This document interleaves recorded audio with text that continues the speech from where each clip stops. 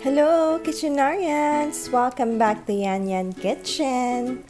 Puto is one of the famous kakanin of Filipinos, and puto or rice cake from Calasiao, Pangasinan is one of the best traditional puto I've ever tasted.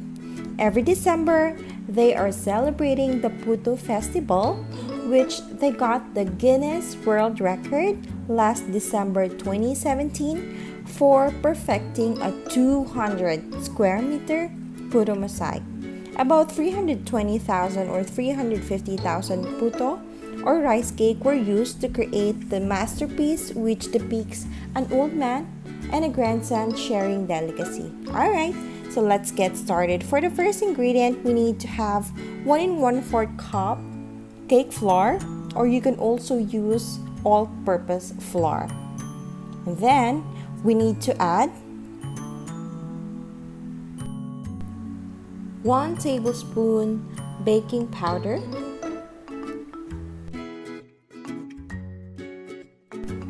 1/4 cup granulated white sugar,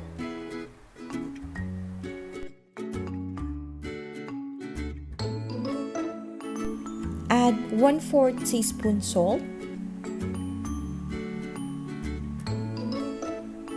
and then make sure to sift all the dry ingredients to make sure or to prevent lumps. Fermented ground rice is one of the main ingredients of a traditional puto or rice cake. Since it's kind of complicated and time-consuming, we are using ingredients that are very accessible. After sifting all the dry ingredients, we can now put a 1/2 cup evaporated milk. You can also use fresh milk. And then put 1/2 cup water. So if you are going to use fresh milk, 1/2 cup water and 1/2 cup evaporated milk is equivalent to 1 cup fresh milk.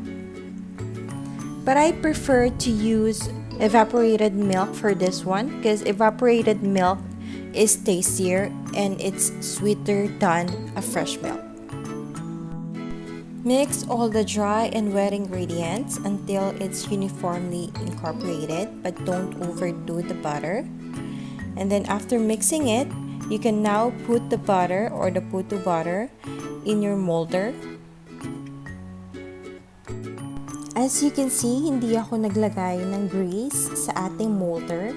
So, the reason behind it is that kailangan ng puto ng may kakapitan para mas maganda yung rice ng puto. Parang sa buhay nating mga tao. Kailangan natin minsan ng support group or ng makakapitan para mas maganda yung rice o paglago natin sa buhay. Because if you put grease on the molder, dudulas lang yung butter or yung puto butter natin and mahihirapan siyang mag-rise.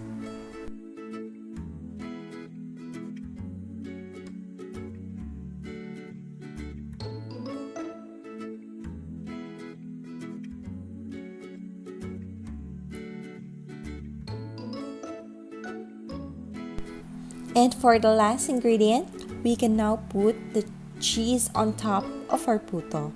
You can also use giniling if you want, but as for me, I prefer cheese because it neutralizes the sweetness of the puto.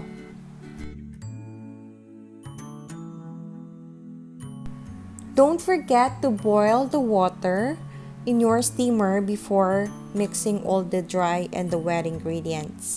So we need to make sure that the water is already boiling before putting the puto butter. So that is what you call blast cooking. So pagkalagay mo sa puto, kailangan sobrang init niya and nasa high yung heat mo to make sure na magpa-pop out yung puto.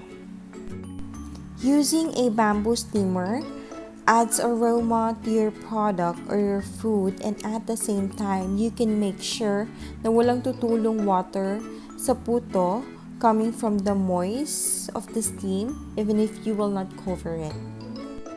And there you have it, guys. After 10 to 15 minutes, we have our homemade, budget-friendly, and very easy puto cheese. So you can check out the full recipe on the description down below.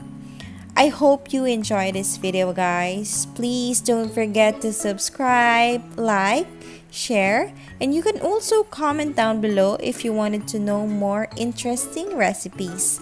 Enjoy! Happy eating! Keep safe, guys!